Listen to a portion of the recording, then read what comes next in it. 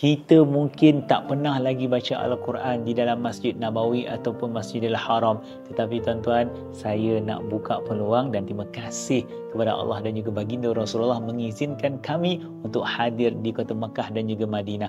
Boleh tak saya nak bawa Al-Quran wakaf ini untuk kita letakkan di Masjidil Haram dan juga Masjid Nabawi. Saya nak mengajak kepada semua, jom bersama-sama walaupun hanya dengan RM1. Saya sendiri yang akan beli, saya sendiri yang akan menghantarkannya. Sebab itu kita tak buka banyak tuan-tuan dan puan-puan. Siapa yang nak bersama, silakan.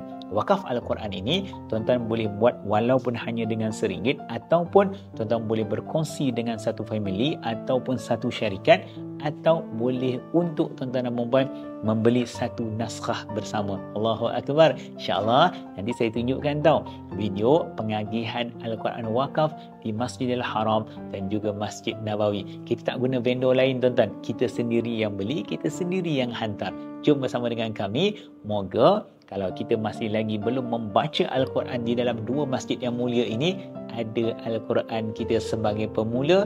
Next, insya-Allah kita yang akan sampai pula di sana.